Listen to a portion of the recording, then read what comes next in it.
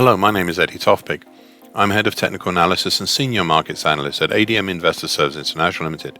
Here's your weekly technical analysis of Kansas City and Minneapolis wheat markets. I'll start with Kansas City wheat. The origin of the move up here in late March was not a key reversal up or an outside day as in Chicago. Rather, it was how the market headed into that maelstrom of support below, stretching from 1024 downwards that caused prices to halt their decline and gap higher just once in early April. The market continues its rise up through what was then the recent 50% Fibonacci line at 1146, which at the time was surprising given how this level had acted as a brick wall overhead back in mid-March. But then prices faltered at the then recent 61.8% Fibonacci line at 1183, heading back lower after that. That was until the market reached the lesser Fibonacci line at 1089, since moved higher, and perhaps more importantly ended up being rejected by the nearby rising short-medium moving average, currently 1045, and created a weekly key reversal up at the start of May. Prices continued their rise until they peaked this past Tuesday with a very unusual key reversal up that was also an indecisive spinning top, very long tail. All this was just short of the February 2008 all-time high at 1395. We've since seen prices fall in what, to be honest, is a fairly clear zone, filling a gap on the way down. The questions now are whether this is a major topping action or a pullback. The answer to this is, it depends. Sorry to be obtuse, but it does. You see, we have a number of supports below that could halt the market, stabilize it, and cause a possible recovery back up.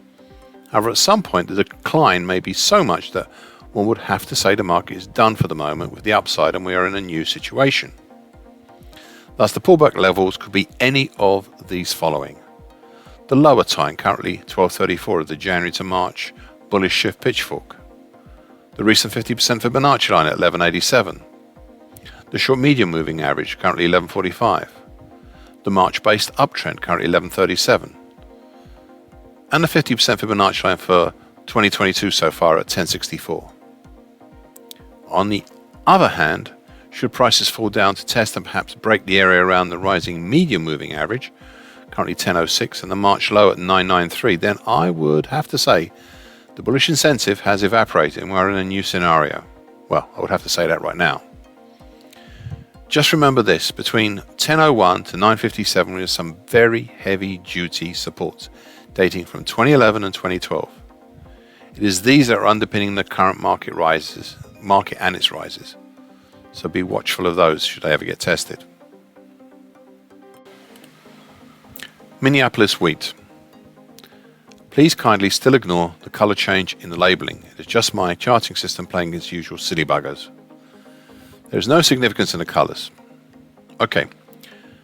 So I am very pleased once more to see that the March 2021 to January 2022 bullish shift pitchfork is here, still alive, if just, well, if just, and sort of pointing the bullish direction of this market, unlike some of the others in Chicago, especially Kansas City.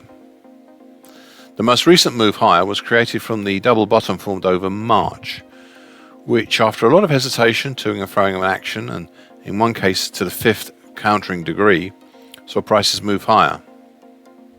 The market initially ran along the top of the middle time, currently 1200 of the bullish Andrews pitchfork.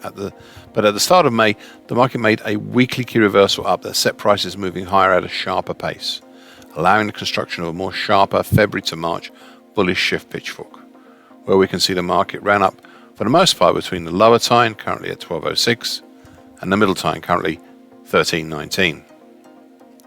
This worked until last week, when prices broke up through the previous March high at 1212, which set off a rocket under this market. Prices broke up through the middle tine of the sharper bullish shift pitchfork, then gapped over the upper tine of the shallower bullish Andrews pitchfork, currently at 1351, and finally peaked just short of the upper tine of the larger bullish Andrews pitchfork. And that's currently at 1433. Larger bullish shift pitchfork, currently at 1433. With an indecisive doji cross last Tuesday, of all things. Since then, prices have fallen And questions are, much as they've been in other grains market, is this a pullback? And if it is, when does it turn into a bearish market? Well, the answer for the moment is yes, this is a pullback. We're in a fairly free zone now until the March high at 12.12, and it is then that we will start seeing supports coming in, such as the lower time of the bullish shift pitchfork, currently 12.06, the middle time of the bullish Andrews pitchfork, currently 1200, the April 2008 high at 1166, the short medium moving average currently 1157, and the 50% Fibonacci of the 2022 move at 1139. However, should prices move further down towards the big congestion area between 1034 and 1083, then we can honestly say the nature of this market is changing away from its current bullish pullback down view to a more bearish one. Thank you for listening. This weekly broadcast gives essential market patterns and consequences. Please be aware of the risk disclaimer posted with this broadcast. And copyright is Eddie Tofpik and ADM Investor Services International Limited. Here comes the final bit.